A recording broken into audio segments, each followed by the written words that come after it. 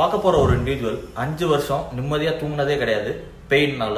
இப்ப pain management therapy ஆரம்பிச்சதுக்கு அப்புறம் என்ன சொல்றாங்கன்னு பாருங்க. தேர்ட் விசிட் நான் நல்லாவே ஃபீல் பண்றேன். எல்லா பெயினும் கம்மியான மாதிரி எல்லாமே. இப்போ அந்த பெயினும் இல்ல, கையை தூக்கும் போது பெயின் நான் அந்த பெயின் ஃபீல் பண்ணேன். சரியா இருக்கு.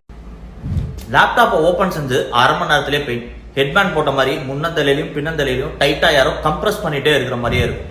அரை மணி நேரத்துல ஆரம்பிச்சு ஒரு வாரம் வரைய கூட இந்த வலி போயிட்டே இருக்கும். இதுக்கு பேர் தான் டென்ஷன் ஹெடேக் இல்ல ஸ்ட்ரெஸ் ஹெடேக்னு சொல்லுவோம். அதுதான் இவங்க கம்ப்ளைண்ட்டும். ஸ்ட்ரெஸ் மட்டும் இல்லாம முக்கியமான 3 வில்லன்ஸ் இருக்காங்க. உங்க bad neck posture to the device, bad pillow sleeping positions, அது இல்லாம செடன்டரி லைஃப் ஸ்டைல்.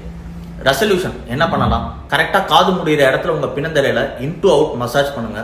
வார்ம் வாட்டர்ல உங்க நெக்கும் ஷோல்டர்ஸும் படுற மாதிரி ஈவினிங் பாத் எடுங்க. அது இல்லாம ஒரு healthy life style, neck stretching, neck strengthening exercise. இதெல்லாம் தாண்டியும் வலி இருக்கா? எந்த ஒரு பர்டிகுலர் பாயிண்ட்ல பெயின் இருக்கோ எக்ஸாக்டா இந்த மாதிரி ட்ரிகர் பாயிண்ட் இன்ஜெக்ஷன் கொடுப்போம். மெடிசன் டெலிவர் ஆகும், இன்ஃப்ளமேஷன் கம்மியாகும், ஹீலிங் ப்ராசஸ் நல்லாயிடும். ரிசல்ட் இந்த பேஷண்ட் சொல்றதை நீங்களே கேட்டீங்க.